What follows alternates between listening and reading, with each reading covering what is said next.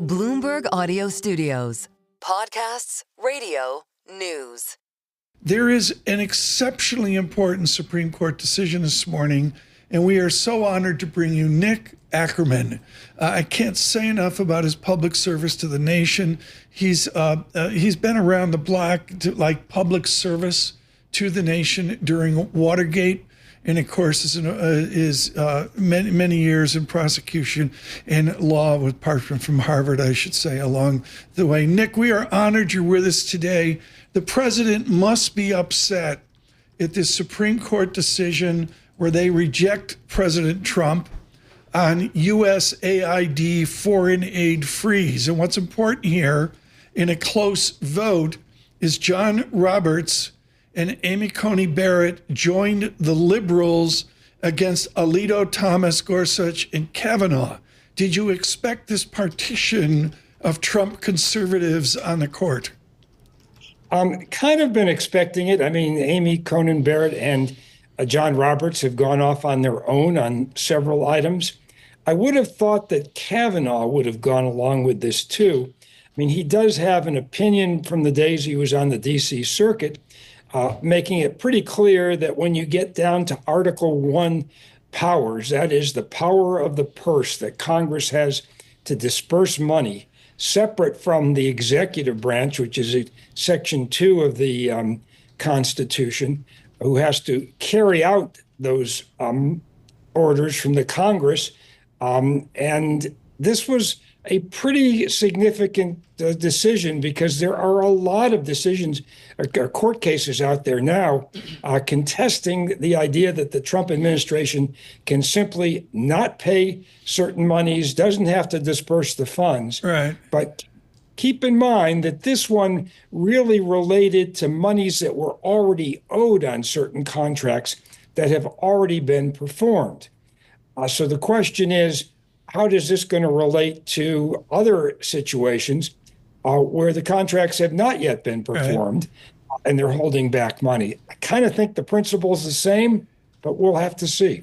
Greg Storr at Bloomberg, expert on this, would go into the complexities with you. I'll keep it simple. There seems to be, whatever anybody's politics, a statement that the legislative branch of the United States of America is missing in action. Is this the kind of court case that could be a clarion call to Capitol Hill to get their act together? Absolutely. I mean, this ought to make them realize that they are just giving up their powers. They're ceding their powers to Donald Trump. They might as well not even show up for work. What's the point if what they wind up appropriating and what they wind up passing can just be ignored by the president? Makes no sense. Yeah, I think this ought to get some people off their duffs. Does this essentially clear the way for lower courts to continue proceedings in the dispute? Sure. I mean, this is the lower court will continue. They'll be looking at other situations like this. I think the litigants there will be bringing up other situations where money is being withheld. But I think this kind of gives the green light to the district courts all across the country that are considering other aspects of this same issue, how to come out on this. So what do you think next is in the timeline as all of this unfolds? Well, I got to tell you, it's very hard to be able to predict that.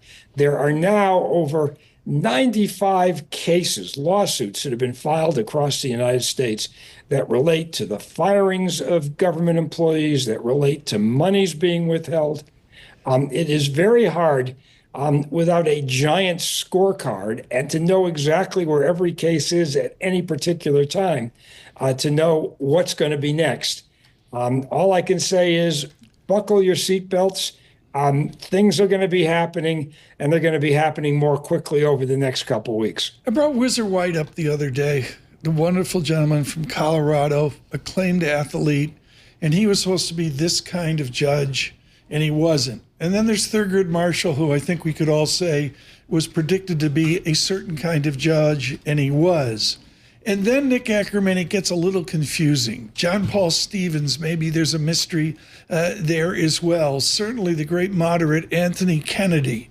Can you identify the complexities of this 9-seat Supreme Court? Can you do that, or is it as stark as the media makes it? I don't think it's as stark as the media makes it. First of all, you've got John Roberts, who is a traditionalist. And I think if there's anybody who's going to stand up for the difference between Article 1 and Article 2 in the U.S. Constitution, he's the guy to do it. Amy Coney Barrett, turns out she is a very thoughtful, independent justice. She is not going the way of the others on many issues. I thought on some things, for example, that issue that came up during the summer, well, there's a couple of issues. One on the immunity decision, she took a different tact in terms of holding, she would have held that certain evidence would be admissible, even if the president had immunity in certain situations, which would have contradicted a good part of the Roberts opinion.